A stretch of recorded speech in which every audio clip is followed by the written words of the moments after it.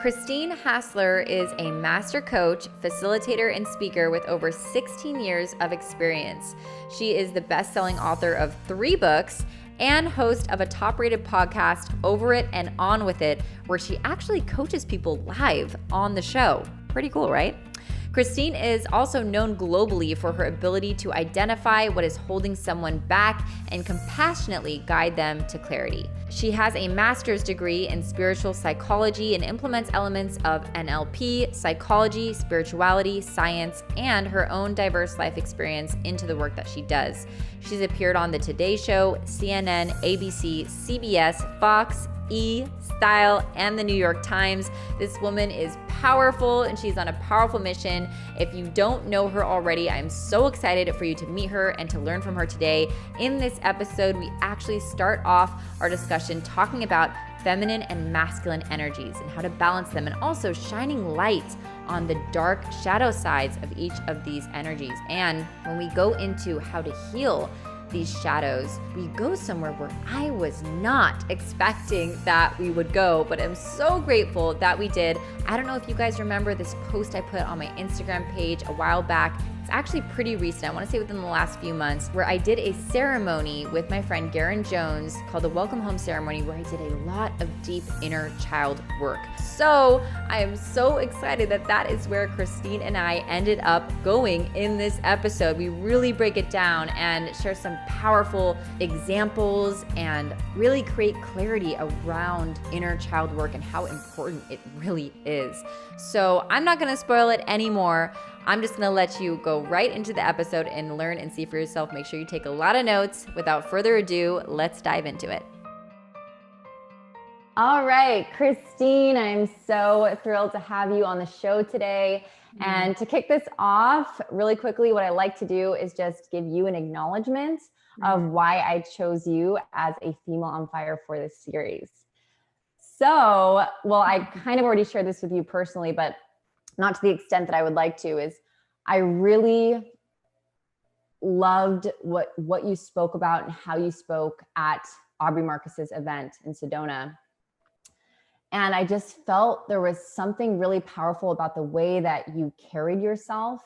You have this like powerful yet graceful, essence to you. And you demonstrated such knowledge and embodiment of that balance between the divine masculine and the divine feminine. And I just loved when you spoke. I learned so much from you that I'm excited for the listeners to learn from you today. And secondly, I love your relationship with your king, with Stephanos. And am I saying his name right, by the way, Stephanos? You can call him Steph too. That's easier for most of us. Yeah, love that. Yeah, so your relationship with Steph is so inspiring. You guys have this beautiful, like synergistic partnership when you guys were leading certain, experiences together, during the event. It was just so beautiful to witness and see. It's something that Gerard and I are aspiring to create as well. So I just love, both of those things just really stood out to me. And it's why I wanted you to come on the show today. So thank you so much for being here. Oh, thank you for that beautiful acknowledgement. I really appreciate that. Yeah. And I would love to honestly start there. Like, please tell us what is the story of you and Steph? How did you guys come to be and create this beautiful, epic love and partnership you have today? Well, it's a story I've told a lot, so maybe some of your listeners have heard. So I'll tell the short version, but still keep it juicy. And then if you get curious, you can go stalk us and hear the full story. But basically, I was very, very, very single. Like I got divorced. I got married at like 27, divorced 31. And I loved that first coming out of a divorce and being in relationships since I was 17, never having that single time. I really love that time just to explore myself and really build my career and figure out who I was independent of a relationship. But then like 5 or 6 years went by and I thought, and I felt I'm really ready for partnership. I feel like I've gone as far as I could go on my own. I wanted that mirror. And I'd also done so much work on masculine, feminine energies, because one of the reasons that I think my first marriage didn't work is because we weren't in healthy masculine, feminine energy. And I can't speak for him, but for me, I know I really hadn't tapped into my healthy feminine. I was more my shadow feminine and I was leading more with my masculine. So that was really one of the areas of healing I was interested in. And I wanted that dance. I wanted to play that out. Oh, but Ashley, it was so frustrating. I was living in LA. You know, by then I'm in my late 30s. I was getting terrible dating advice.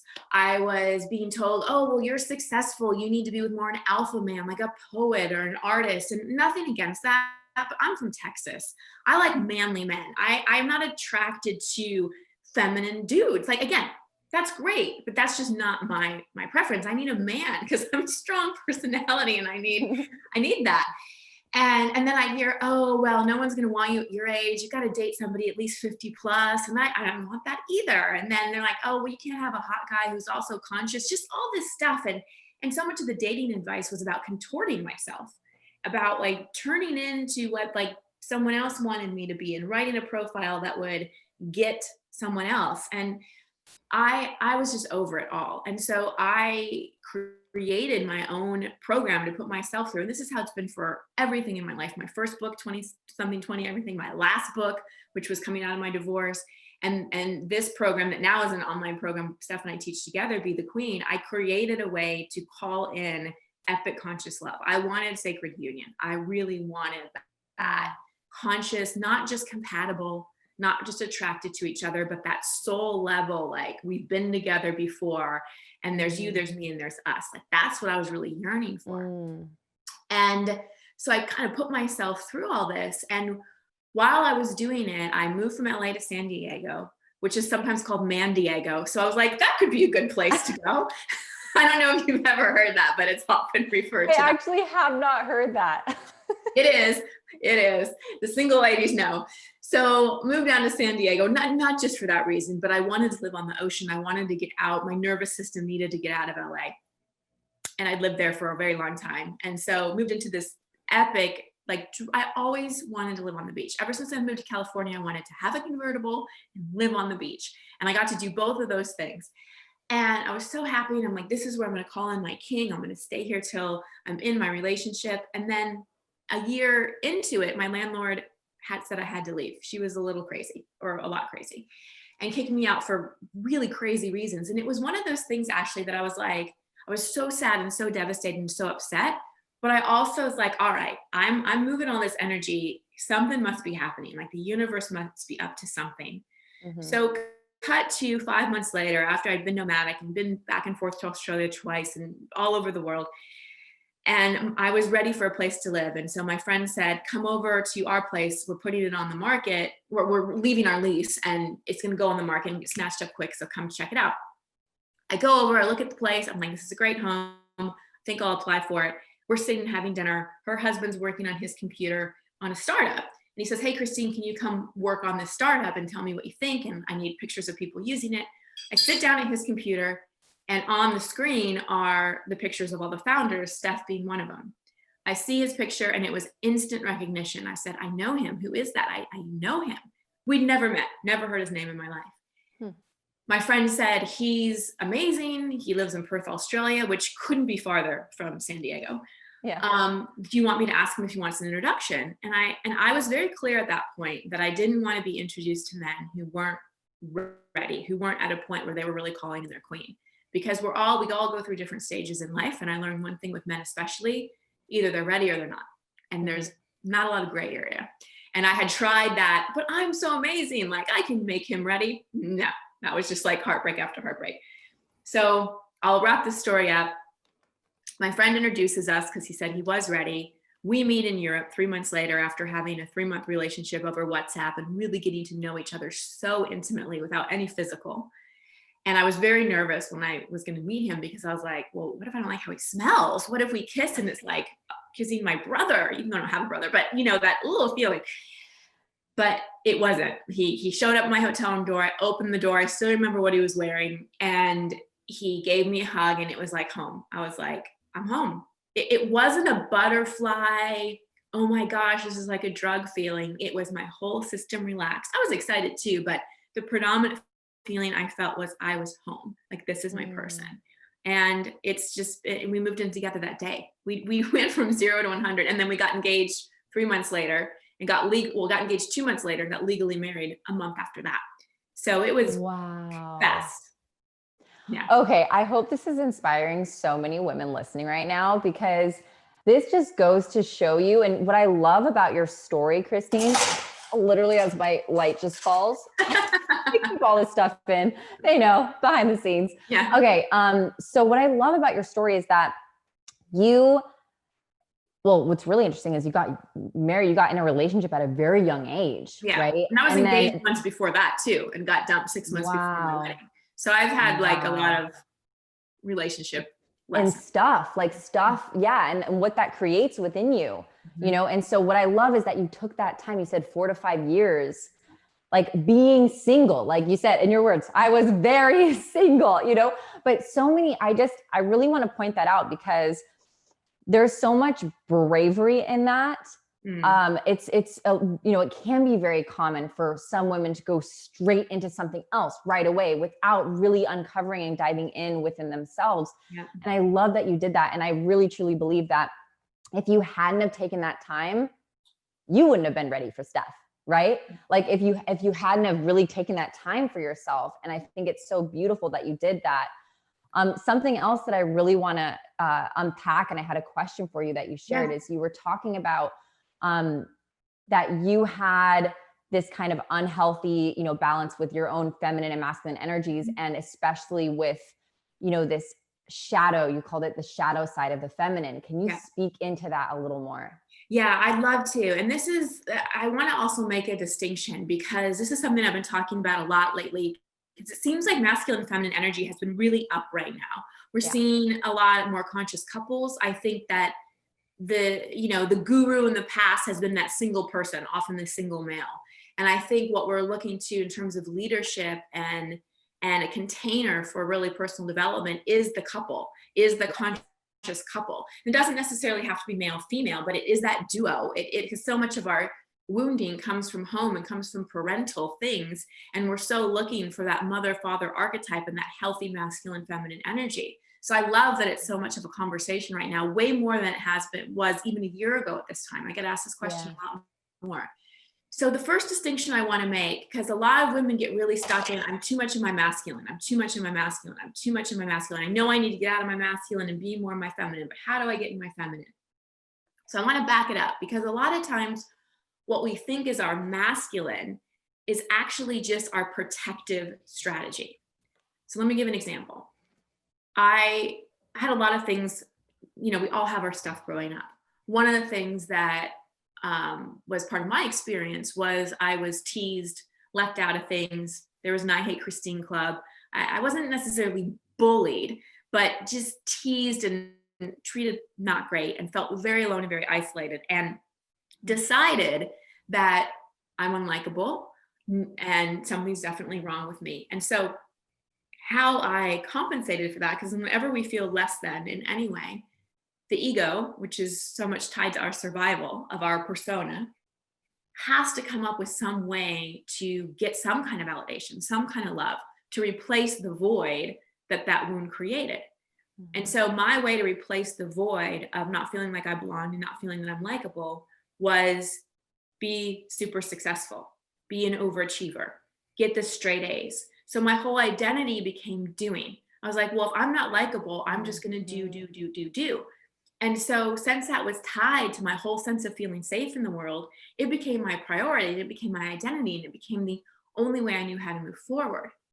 So a lot of how I showed up, especially in relationship with that doing drive, wasn't necessarily masculine, even though we can tie drive to masculine energy.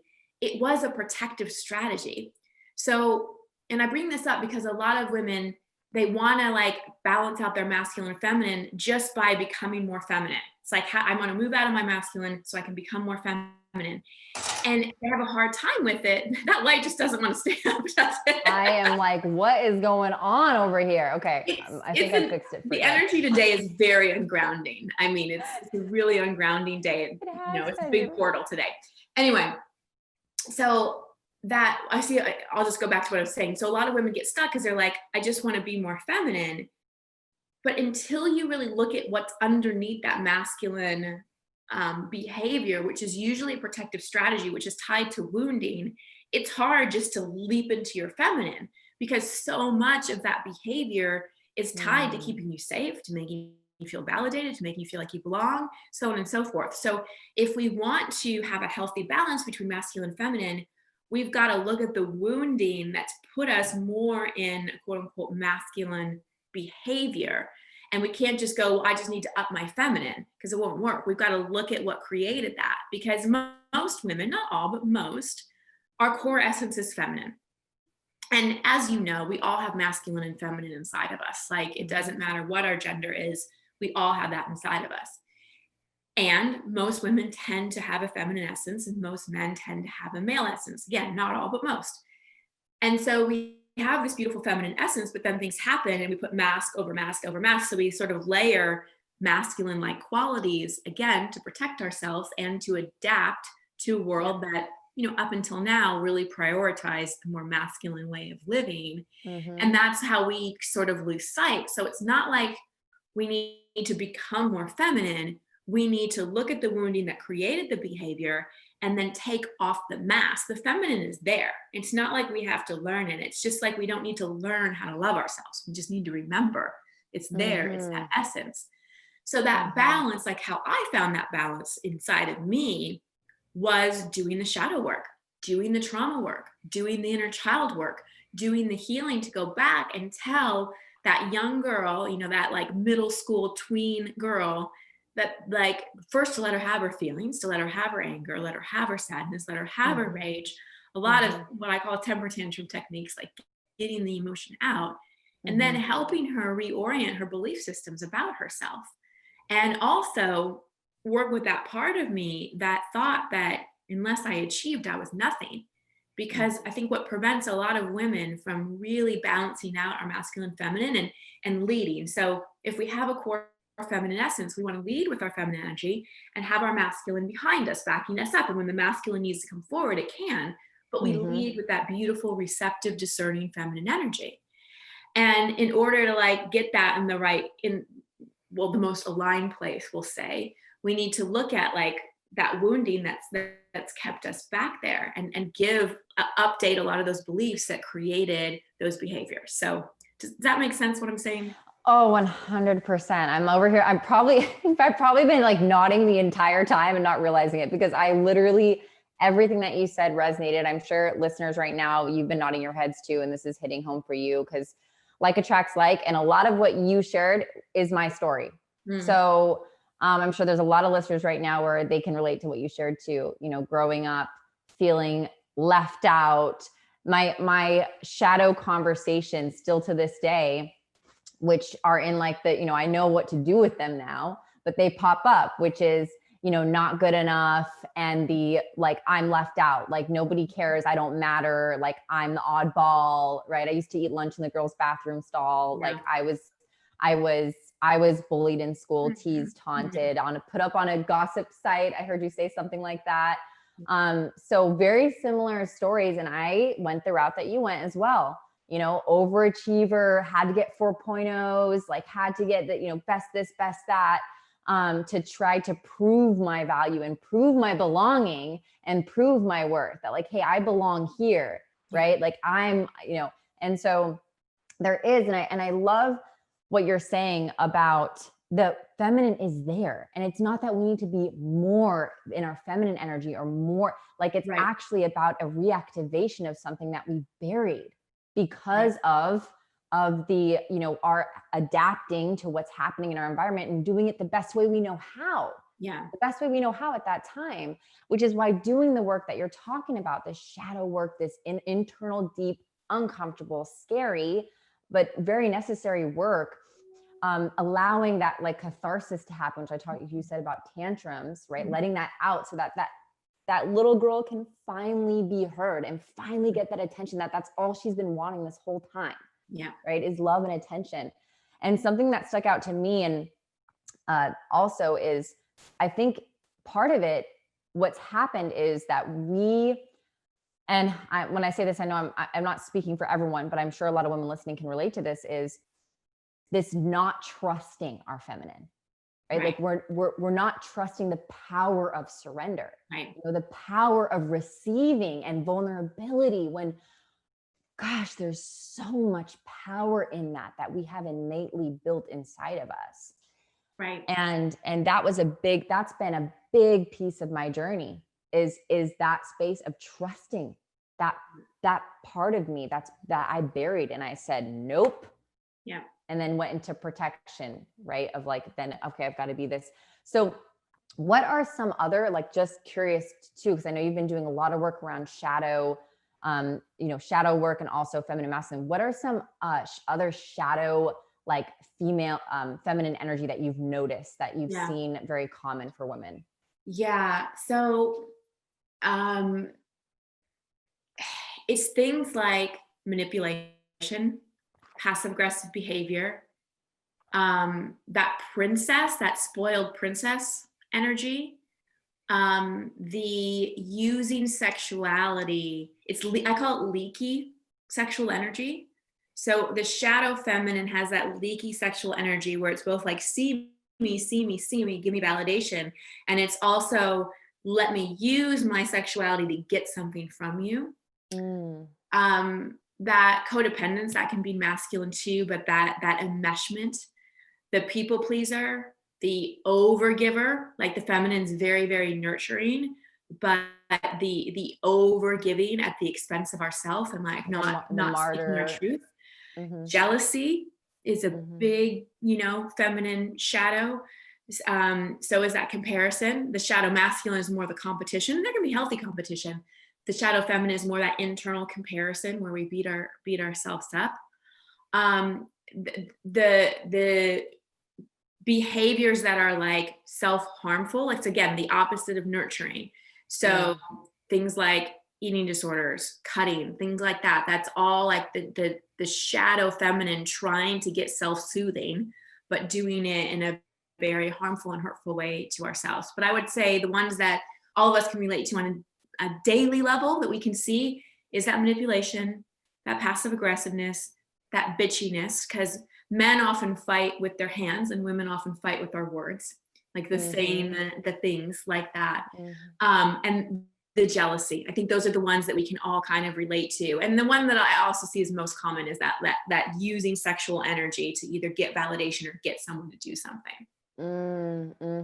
Yep. And then on the masculine side, the unhealthy or the shadow masculine would be like control, force. Oppression. Yeah. Domination, oppression, that unhealthy competition, the drive and hypervigilance and hyperfocus. So he loses presence and he, that go until burnout type of thing. The judgment, the harshness, the aggression, like all of that is the shadow masculine. And we've seen so much of that support systems that we still buy into today. I mean, there's so many systems and structures that were built on the shadow masculine, on control, conformity, all that kind of stuff.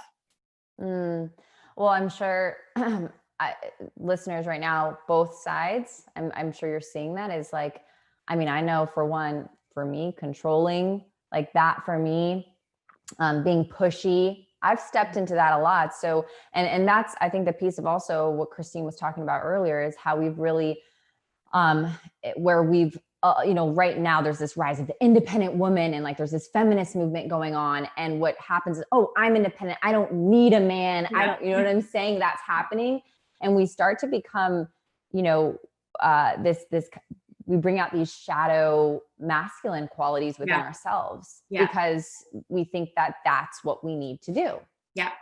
And I love that, there's a difference between being controlling and having sort of a compensatory strategy of control. So a lot of what so many of us slip into, especially if we had a chaotic childhood, if we had an abusive childhood, or if we had a childhood where there was one or many times the rug got pulled out from underneath us and we were just shocked. And it could be something, really horrific and traumatic, like abuse. And it could be something like your parents came to you in third grade and said, we're moving. We can't minimize our trauma. But when we have those big shocks or we have a lot of chaos, often control, like needing control, like needing to know how things are going to go, not being okay with uncertainty, that comes from wounding. But trying to control another person, trying to get them to be what you want them to be, or do what you want them to do, that's more that shadow feminine. So I don't want people to think, if they love control and are scared of uncertainty, that they're in their shadow feminine. There's a distinction between using control as a compensatory strategy, and then the healing is really to go in and help that inner child feel safe, versus being controlling because you just kind of want things your way and you want to manipulate. Those are two different things. Yeah, that's a good distinction. Thank you for clarifying that. That's really important. And I can actually relate to both of those for me. So, okay. So let's talk about the healing aspect, right? So when you started diving in and we are uncovering, I love that we're bringing light on these shadow patterns. It's really important because, as you know, we can't fix or change something if we don't know it exists. So that's great. I love that we're bringing awareness to all those things. And the healing process is that's the first step, really excavating your shadows. So what when you talk about healing, like what did you do? I would love to know even like your journey, like what did you do to heal those energies and like really create harmony within yourself? So much. So much. I mean, my life's work. And when I decided to become a coach at 24 years old, my coach Mona said to me, "Are you sure?" And I said, "Yes, this is amazing. I help people like great." She's like, "If you do this and you do it with integrity, your life will be your laboratory. You won't be able to brush anything under the rug. You'll have to look at everything and dive deep. You'll have to go to places that most of your clients won't even go, because you have to go farther than any of them to be able to take them to where they need to go. You have to get so comfortable with your shadow and diving deep in the dark that that's just where you're willing to go with everything. You can't ignore triggers." And at the time, because, naive and sounded good, I was like, sure, I can do that. And I'd been to some pretty dark places by 24. But I really had no idea, what I was saying yes to. And, doing what I do, I have a high standard on myself to really walk with integrity and not take anyone anywhere I haven't been. So I have done everything from, I was in therapy since I was 11. So I didn't really gravitate towards therapy in my 20s. I went more towards coaches and personal teachers, but also I did somatic therapy, trauma therapy, somatic sexual healing, tantra, plant medicine, EMDR, EFT, journaling, the temper tantrum technique that I teach, like everything. But I will say the thing that has helped me more than anything, and has helped me in my relationship more than anything, and has helped me in my daily life, is the inner child work.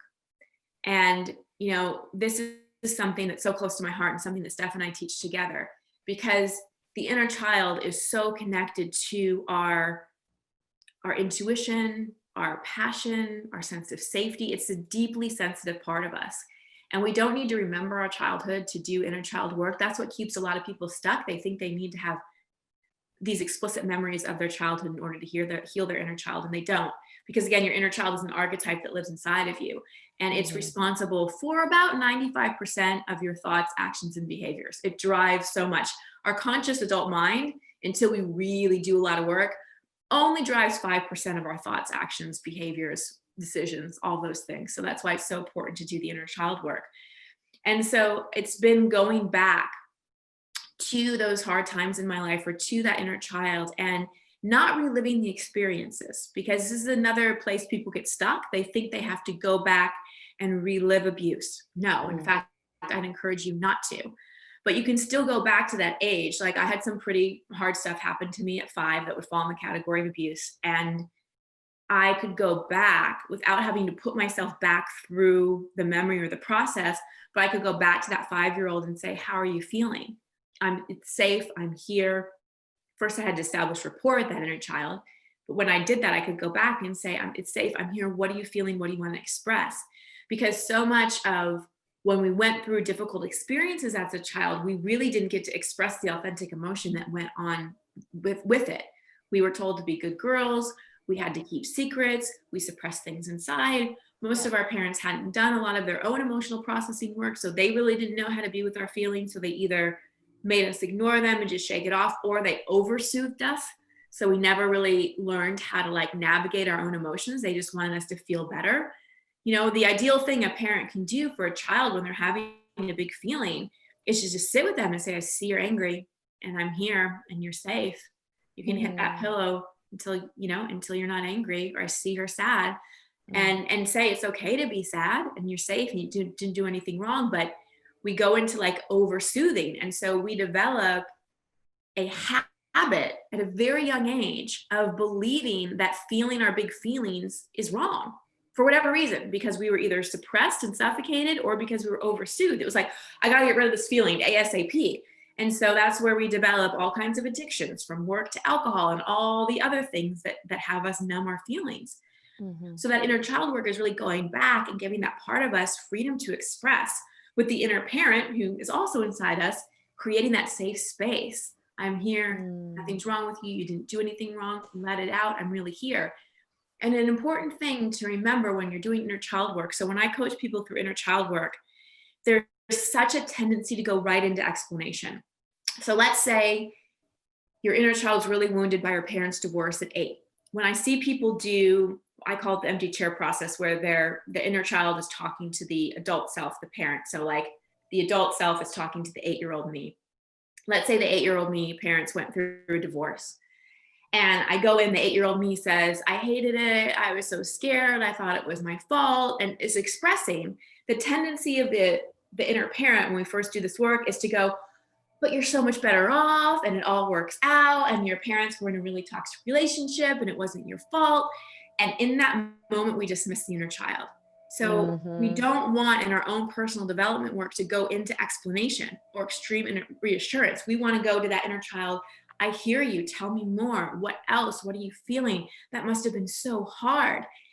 And it's not perpetuating the pain. It's not putting ourselves in victim. It's actually giving ourselves the experience of being able to feel those feelings with the adult self holding that space. And that's how because the inner child is very fragmented from the adult self, which is why so many of us feel overwhelmed and anxiety and confusion, because we've got these fragmented parts. And when that inner parent inside of us, our present day self, connects with that inner child, it's like there's this cohesion and we're not so fragmented, and that inner child doesn't feel so scared anymore. There's a union. Yes. That's being created. There's a union. And the inner child feels, when we really can step into that healthy parent, the healthy masculine and the healthy feminine. And it's like, oh, like I'm being reparented by this maternal and paternal archetypes inside of myself. I can relax. I can be safe. And most issues in life, I mean, I do a podcast where I coach people on the air, and I can track pretty much everything back to childhood, like always. Most things that we're struggling with in our adult life come from childhood. So we can do as much manifesting and NLP and mind stuff as we want, which is all very masculine. And that's helpful. But unless we really get to that inner child and do that work, we're going to come up against the same arguments, the same obstacles, the same patterns over and over again.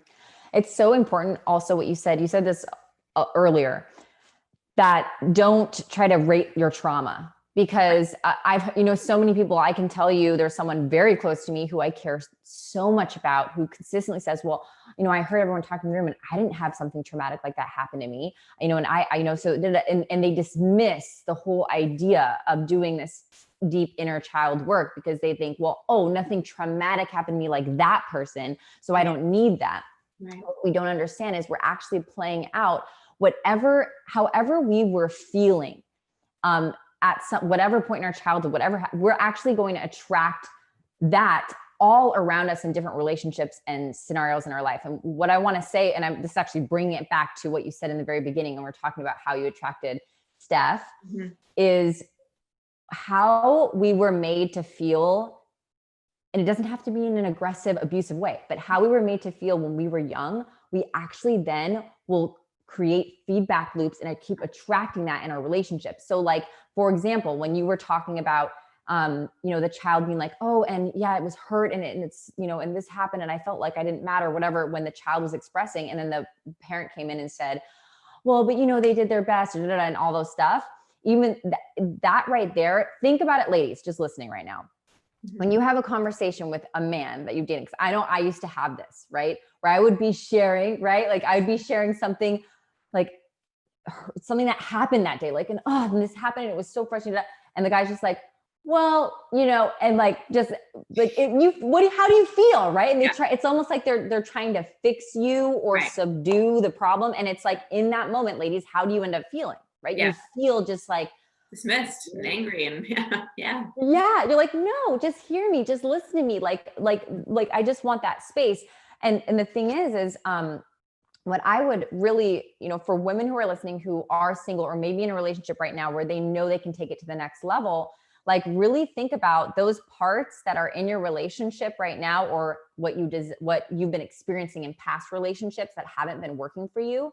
Just ask yourself, when did I feel like this in my childhood? Like, do I remember feeling this way? Doesn't mean that they're doing the exact thing, but that feeling, right? So like for me with my mom and I, like I've done a lot of work. My mom and I are in the best place we've ever been. Like it was this constant feeling of not good enough because of the criticism, right? And that was her way that she knew how to love me and to care about me, was to criticize. And that back then, that's what she knew. Now we're in a totally different space. But I had to do a lot of work around that, because then I kept coming up in relationships feeling criticized. Even though that's my mother and this is with a dude, doesn't matter. I kept getting this feeling of not good enough. Like there's something wrong with me, fundamentally wrong with me. Nothing I do is ever going to be enough for this man. When did I feel that way in my childhood? Yep. Ding, ding, ding with my mother. So then that gives you the opportunity. And again, my mom didn't abuse me, you guys. My mom wasn't abusive.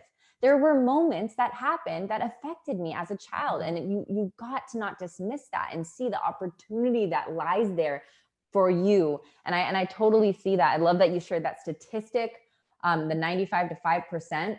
Yeah. Hello. Yeah. No, it's massive. And this is why we get so triggered. And I want everybody to think about like a situation in your life and your reaction to it. And did it match the situation? I'm sure we all can think about something happened and our reaction to it was way bigger than what really made sense for the situation. And that's because we're triggered. That's because it's something that happened in present day that hits a button that's an unresolved issue from childhood, or an owie, or those things that made us feel not enough, not safe, all that kind of stuff. And it's like, it's just this big feeling. We either act out or act in. Some of us have the personality. I'm more an acting in. I'm less likely to yell. I can be bitchy, like my anger can leak out. I'm not like her. But I act in a lot. My inner critic flares up. I go into obsessive thinking, like just all the stuff that I did as a child when I was really scared and didn't know what was going on. And so what I find so liberating about doing inner child work is like we start to make so much sense to ourselves. When Steph and I first got together, we had that like honeymoon period for about 2 months, well, maybe 3. And then by October, after we were already legally married, oh my gosh, all our stuff came up. And we came into the relationship kind of arrogant because we both done so much to put work on ourselves. We're like, this is just going to be easy and graceful. And it wasn't, because everything came up and my inner child was activated and his inner child was activated. And it was a mess for a while until we really started to both work more on our own inner children, what was being triggered, because intimate relationship triggers your parental issues like nothing else. It is the key to triggering your issues with mom and dad. And if you're a heterosexual woman, you don't just look at your relationship with dad. As you said, Ashley, you've got to look at relationship with mom too, because that will show up in men. It's not gender-based at all. Mm-hmm. And when we know that, like the reason why Steph and I can argue well, because the key to a healthy relationship isn't about not fighting. In fact, you want some, because that leads to some passion in the relationship. Yeah. It's about how quickly you can repair. And do you have the same argument over and over and over again? And so why we're able to repair is we both have that inner child awareness and can like look at really what's being triggered inside and we have a lot of tenderness in our relationship because his little boy feels safe and my little girl feels safe. So we had a conversation yesterday that he brought up that was so vulnerable and he said to me, I very much doubt that any other man feels like comfortable, not any other, but very few feel comfortable bringing what I'm bringing to you. But that's because like we've created such safety inside ourselves and safety in the relationship. And I'm not saying we've got it nailed and we walk on water in our relationship. We're human just like everybody else. But I know that the key to a healthy relationship, especially for me, has been really doing that inner child work, because then I'm not showing up as 5 or 12 or 13 or 2 in my relationship. I'm actually showing up for the most part as my grown up self.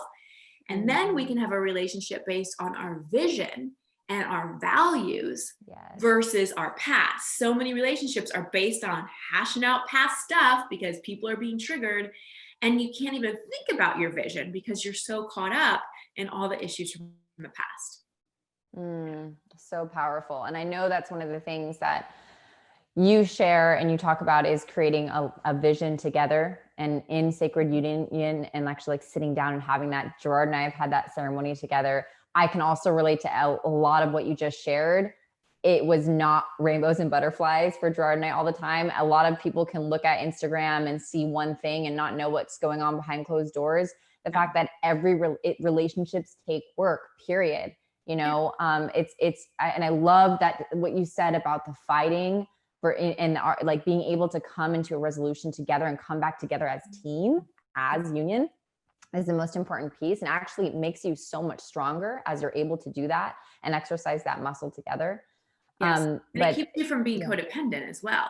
Yes. Like it keeps you from falling into those codependent behaviors that most often come from childhood. And it helps you work through, because we have anxious, secure, disorganized, or avoidant attachment styles. And it helps us work through those attachment styles as well, because like we talked about, intimate relationships it is the battlefield for inner child issues. It is the workshop. The workshop's a much better word than battlefield for working so much of that out. And that's why I love relationship, is because like I said, I was able to go pretty far single, but it is that mirror of relationship that really shows us some things that we wouldn't see if not in relationship. 100%. It's our greatest teacher. Gerard and I say this frequently, that we have gone through the biggest transformational growth, stretchiness, just by us being in this relationship together. Yeah. Like we reveal so much to each other, and especially when that mirroring does happen, right? So they're exposing to you parts of yourself that you have not yet healed. And that's why, one thing I say a lot is that we're never transformed. It's not a destination. Like as much, like you heard how much work, Christine's done. She shared, you listed so many, like towards the beginning of the podcast, and there she was in this relationship, things popping up. This is part of the journey of living, of having life, of breathing. So I love that you share that. And I'm sure, listeners can, I hope you guys can really feel that and see that this is a process. And the more that you exercise and really dive into this inner work within yourself, like that's where the magic happens. That's where you're able to create from a place of vision versus from a place of past. Exactly. So beautiful. Okay. You know what's so funny is you guys, I'll just bring you in some behind the scenes because this just flew by. I looked at the time. I was like, holy smokes, it's been like 40 minutes. I was like really kind of torn between which way I wanted to go with Christine today. And I really love where we went. And it's so perfect because I've been getting a lot of questions about inner child work. And we, went from the, feminine, masculine energies to then into, which I know my audience also has been asking about a lot. But I had done a post about this inner child. It was called the Welcome Home Ceremony. I did with my friend Garen Jones. I think you might know him. Yeah. And that was super powerful for me. I posted about it rawly, completely, vulnerably, and got a lot of questions about that sense. So I love that we were able to go there. I so appreciate you opening up and sharing about, stuff that you've been going through and have gone through personally. So it's humbling, and it feels so good to have this space with you where we can just share back and forth. So thank you for my favorite space to be in.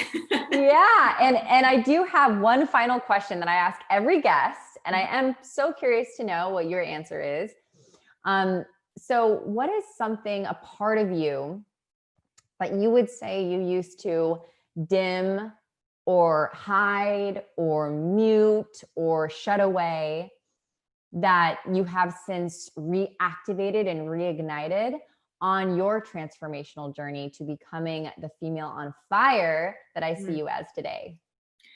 Most definitely my intuition. Most definitely. So I was a very highly sensitive kid. I could feel stuff. I knew stuff, very empathic. Got put on antidepressants at 11. Didn't get off of them until 30. Have been on every antidepressant, well, at the time. I'm sure more have come out, but I've tried them all, and tons of anti-anxiety meds as well. And I dimmed my intuition because I didn't know how to use it and I didn't trust it. And the medication honestly dimmed it too. And this isn't an anti-medication talk at all. I'm just sharing my experience. So it was, getting off antidepressants and opening back up this intuition and the sensitivity and learning how to do it, because being empathic and being highly sensitive is hard because you feel everything. And it's hard even to be, especially as a coach, because people say stuff and my heart would just come out of my chest and I would take everybody's stuff on. So I've really had to learn discernment. And that's another superpower of the feminine, is discernment and boundaries, and be able to use my intuition and that empathy, but not go into the shadow of it and take on, because that's really sympathy, not empathy.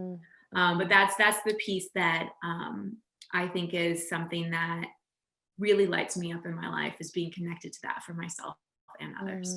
That is divine feminine. That is the light of being, of literally that when you said, I got excited. Did you see threw my hands up when you said intuition? I was like, oh, yes, because I can so relate to that. And it's such a superpower that we have.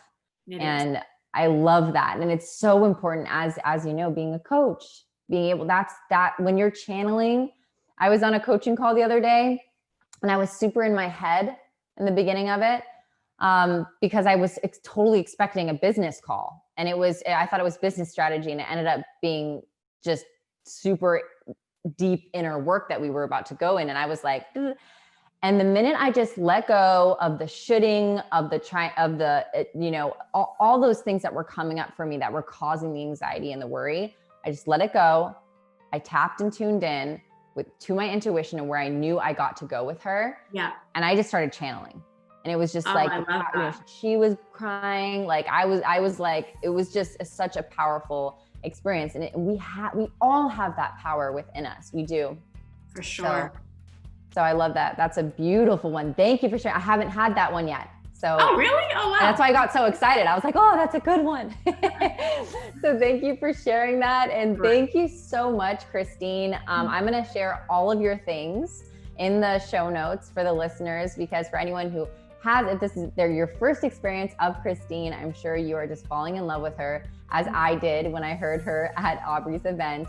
So I'll put in all the ways to follow her and see her and her man in action.